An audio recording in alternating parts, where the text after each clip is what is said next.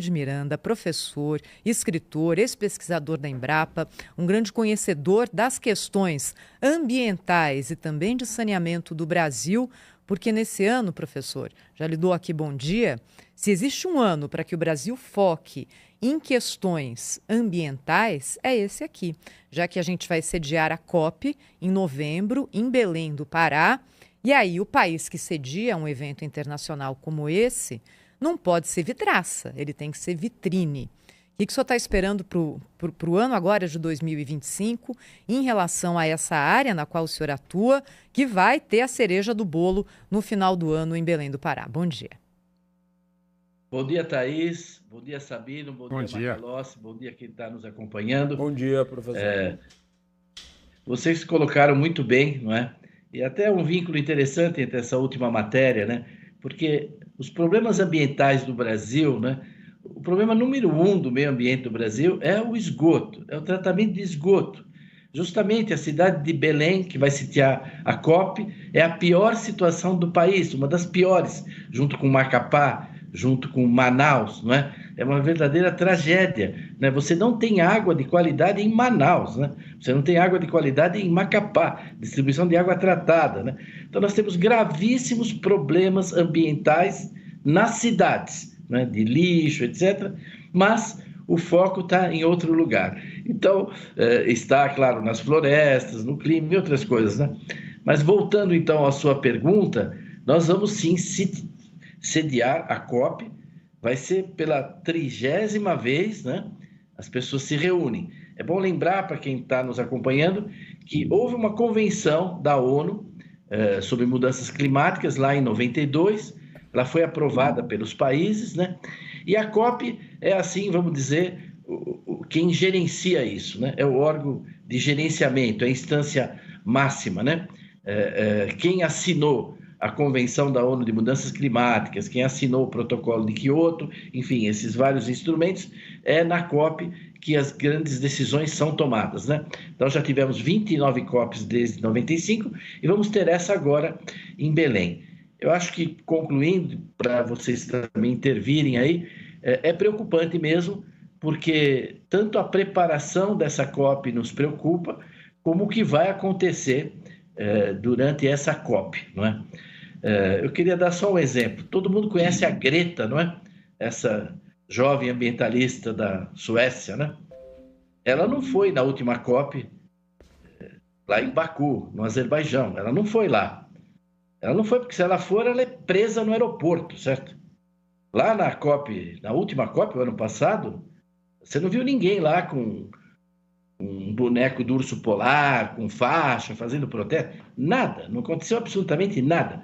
Como não aconteceu na COP anterior também, que eram em países produtores de petróleo, que defenderam a sua economia, o seu interesse e a continuidade da exploração do petróleo. Vocês acham que em Belém vai ser assim? Não vai ter ninguém se manifestando? Não, Belém vai ser uma festa, vai ter muita manifestação, vai vir muita gente de fora com muita liberdade para se expressar.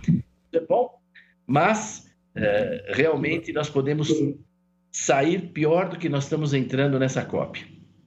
Não adianta nem uma coisa nem outra, professor, né, professor? Qual que é a expectativa que o senhor tem em relação à pauta ambiental global, na medida em que a partir do dia 20 de janeiro nós temos a volta de Donald Trump na Casa Branca e ele, durante o seu primeiro mandato, retirou os Estados Unidos do Acordo de Paris e provavelmente fará isso novamente. O senhor não acha que a pauta ambiental se enfraquece diante da volta de Donald Trump ao poder? Eu acho que não há a menor dúvida disso, né? Não há a menor dúvida. Não sei se eles vão sair assim, se vai ser tão automático dessa vez, mas se isso ocorrer, enfraquece.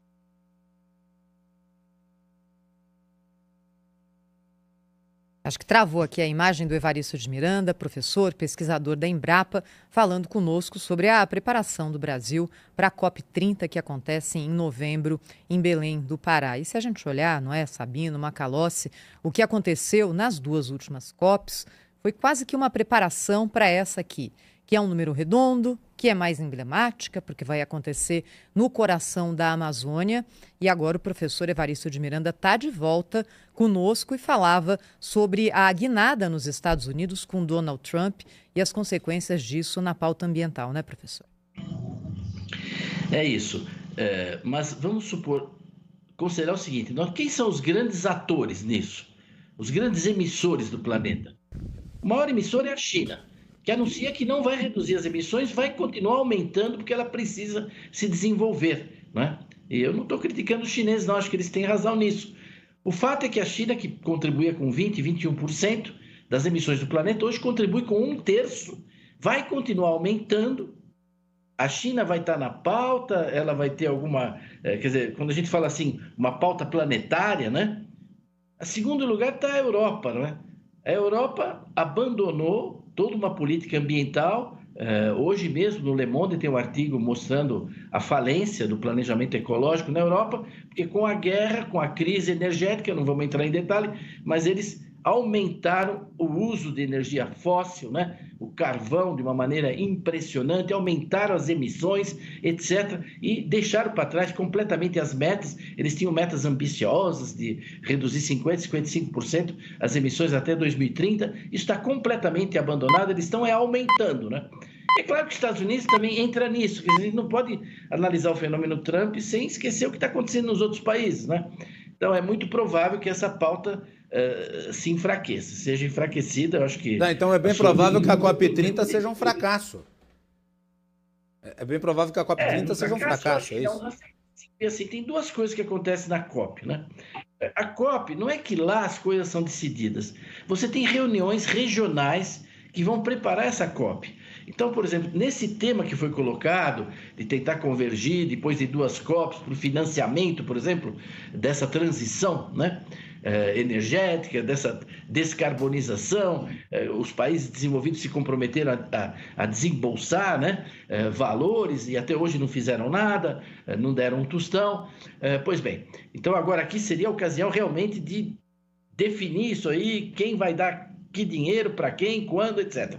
Pois bem, isso é preparado em reuniões regionais. Então, lá na África vai ter reunião da África, vai ter reunião na Ásia, no Oriente Médio, e são reuniões regionais. É provável que a nossa ministra Marina participe dessas reuniões, porque ela é anfitriã disso, e são gerados documentos regionais, e aqui, durante a COP, você tenta juntar tudo isso. É um trabalho chato dos diplomatas que ficam fechados lá em algum lugar, trabalhando, discutindo termos, sentenças, frases, para sair um documento disso daí, né?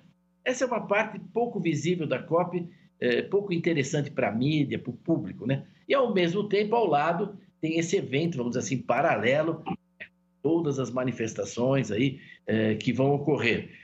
Eu não sei, acho...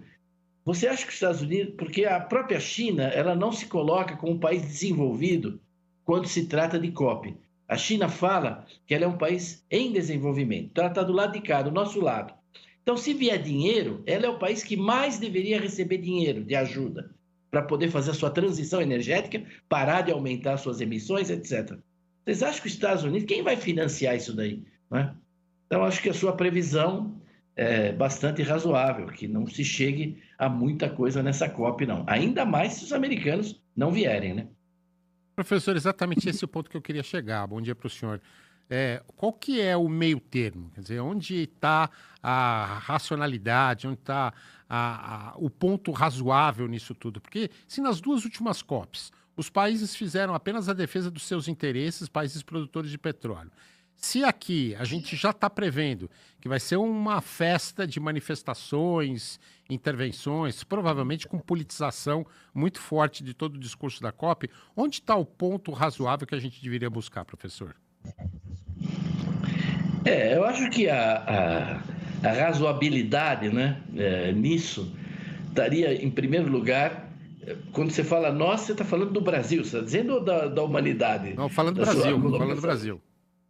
Do Brasil, né? Então, eu acho que nós poderíamos ter uma participação muito relevante nessa COP, nesse debate energético, porque hoje, no planeta, a média de energia renovável, de energia limpa nos países é de 14%. Então, 14% de energia limpa, 86% de energia suja, né?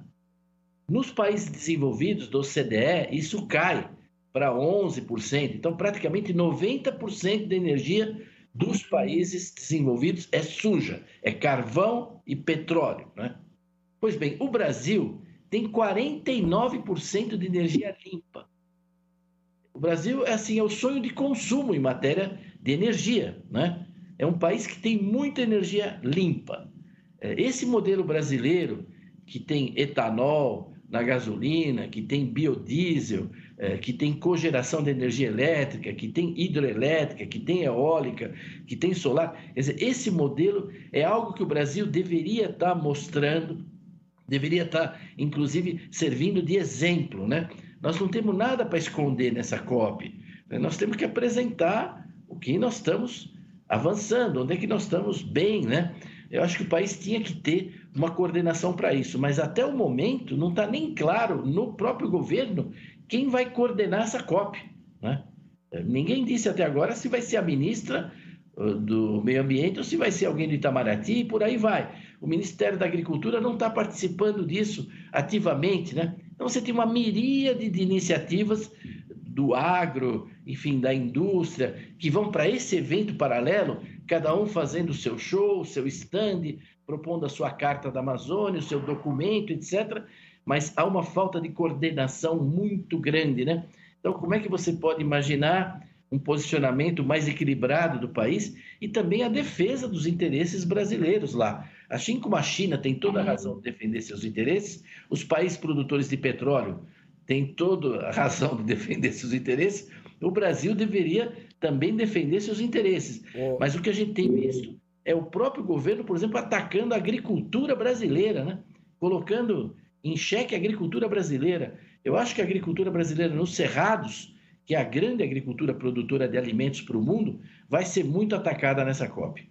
E, professor, o setor do agro brasileiro está organizado para se colocar na COP defendendo o seu interesse, já que aparentemente essa defesa não vai ser feita de forma institucional pelo governo ali?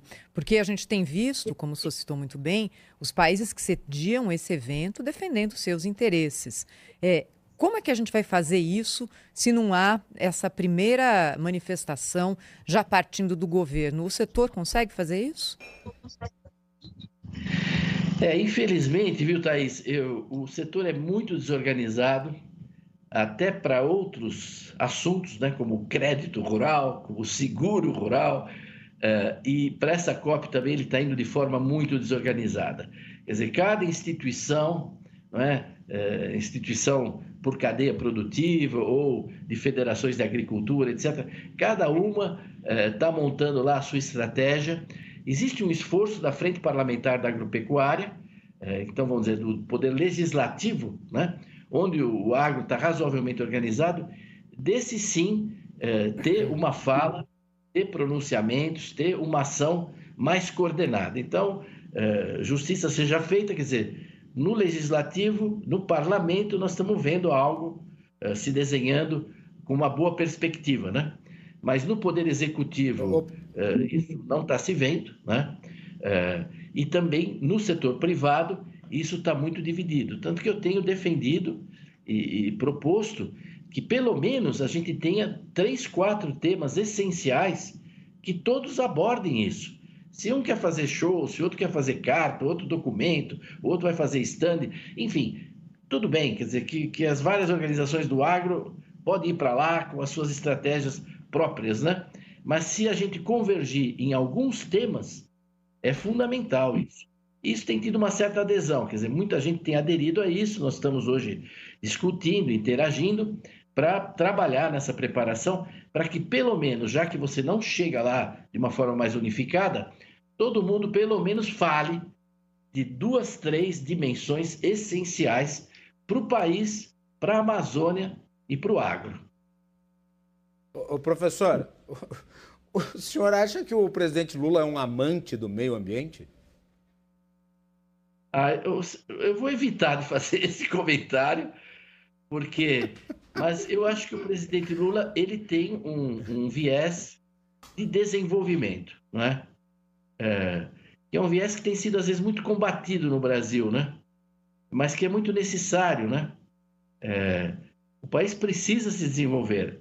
A Amazônia apresenta os piores índices de desenvolvimento social, desenvolvimento humano, né? Então, é uma região que precisa de desenvolvimento. E nós sabemos que é possível fazer esse equilíbrio, né? Não pode continuar ainda no ano 2025 contrapondo meio ambiente com desenvolvimento, né? Então, eu tenho a impressão que, no mais alto nível, o governo não está muito satisfeito com a condução que é feita pela política ambiental hoje brasileira, né? Tivemos anos de recordes absolutos de incêndio, de queimada, um monte de problema, né? Vamos ver o que acontece com esse Ministério do Meio Ambiente, o que o Lula vai fazer passada a COP. Mas talvez a gente vá ver mudanças por aí. Pois é, exatamente essa era a minha pergunta, professor. O presidente Lula prometeu durante a campanha criar autoridade climática no Brasil. E muito se fala que o nome óbvio para isso seria da própria ministra. Mas também há aqueles que, do ponto de vista político, especulam que assumir essa autoridade climática para a ministra seria uma forma de se livrar da ministra no Ministério do Meio Ambiente. É importante essa autoridade climática, afinal, isso é relevante, inclusive para o contexto da COP ou não? Depende se nós vamos fazer isso com complexo de vira-lata ou não, né? Porque sempre quando a gente tiver autoridade falando, é com complexo de vira-lata, assumindo pautas da Europa, trazendo para o Brasil, né?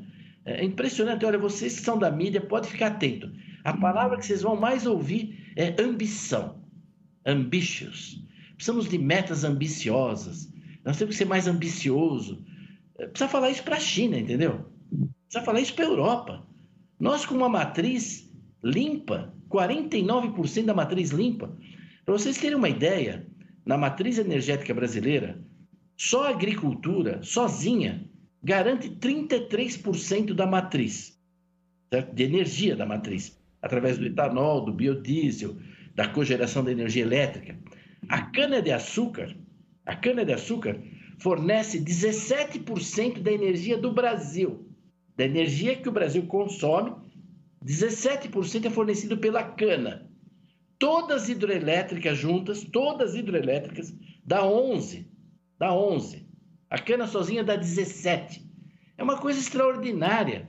O país tinha que estar mostrando, né? O quanto nós temos soluções para questões, inclusive, de impacto climático. Mas quando se fala de autoridade climática, não é bem por aí que o pensamento está andando, sabe? A gente está conversando aqui no Jornal Gente com Evaristo de Miranda, ex-pesquisador da Embrapa, professor, falando sobre questões ambientais. E aí, professor, e climáticas também, né? Já que a gente está falando aqui da preparação para a COP30 em Belém do Pará no fim do ano.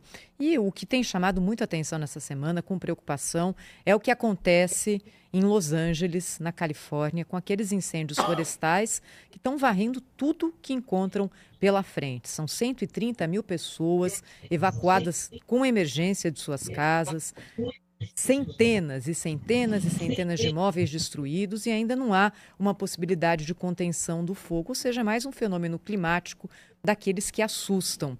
E a gente trouxe hoje aqui a notícia que a grande preocupação pós-tragédia é o que vai vir na sequência, porque seguradoras já têm evitado fazer seguro nessa região. Aliás, as seguradoras que deram lá atrás a primeira pressão mundial para que se visse que tem alguma coisa estranha acontecendo no clima, porque quando acontece um evento dessa magnitude, não tem empresa que dê conta de pagar as suas apólices, né? Eu queria ouvi-lo a respeito disso, professor. Qual que hoje efetivamente a pressão e de onde ela vem para que as mudanças climáticas sejam encaradas de outra forma? Porque tem pressão dos dois lados, né? É verdade, Thaís, mas isso não pode ser vinculado de forma alguma à questão de mudança climática. Não tem nada a ver com isso. Tem o clima mediterrâneo da Califórnia, como tem também em Espanha, Portugal, etc., né? Que é um clima que tem um verão muito seco e onde os incêndios acontecem.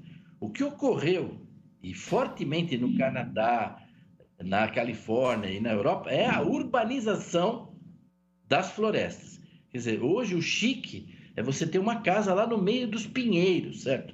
E esses municípios levaram e fizeram gigantescos projetos imobiliários, né? O que está queimando lá não é a área agrícola da Califórnia, nada, né? Está queimando o bairro mais chique, né? Um empreendimento imobiliário gigantesco, né? Onde você mora no meio das árvores, etc. e tal. Então você junta o risco de incêndio que existe, que é normal, que é natural no Chile, na Austrália, nos países que têm clima mediterrâneo, de verão seco, não é?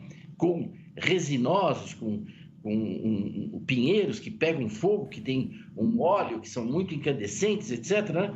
Agora, se você coloca dentro disso um risco enorme de começar incêndio, porque é atividade humana lá dentro, não é? Pode ser um transformador de energia elétrica, pode ser uma ponte de cigarro, um caco de vidro, quer dizer, é um problema anunciado, entende? É um problema anunciado, né? O que está queimando lá são áreas urbanizadas dentro dessas florestas de pinheiro, etc., que eles têm lá, né? E o Canadá viveu os maiores incêndios da história, né? Ele perdeu de floresta há 2 anos atrás, num episódio só, né, de 2 anos atrás, durante 4 meses que duraram os incêndios do Canadá, né? Eles perderam mais que nós perdemos na Amazônia em 10 anos. Né? Mas isso, saíram muitos artigos sobre isso, né? Isso é uma grave questão de evolução do planejamento urbano, do planejamento da urbanização desses locais. Não é a área agrícola da Califórnia que está pegando fogo. E agora, é claro, como você disse muito bem, o impacto humano é enorme, porque é tudo zona habitada, não é? É muito bonito quando você anda lá, né? Tudo tem estrada, tudo tem energia elétrica, tudo tem lugar para chegar, tudo tem internet, mas tudo pega fogo, né? Já na Europa, isso acontece por uma questão muito antiga de ocupação, né? São áreas densamente ocupadas há muito tempo, em Portugal, na Espanha, na Grécia. Então, quando ocorrem incêndios, também vitimam, mas não com essa densidade que a gente está assistindo na Califórnia. É uma perda de patrimônio mesmo, privado e público, muito grande, além do patrimônio ambiental, né? Queria agradecer ao professor Evaristo de Miranda falando conosco aqui nesse comecinho de 2025 no Jornal Gente. Professor, muito obrigada. A gente vai acompanhar aqui a preparação do país para a COP30. Só volta em breve aqui, já fica o convite. Um bom ano, viu? Muito obrigado, Thaís. Obrigado, Sabino, Macalossi. É um prazer estar com vocês. Estamos sempre aqui à disposição. Vamos com esperança, né? Não precisa ser muito otimismo, mas pelo menos vamos avançar com esperança nesse ano. Muito obrigada. 8h40.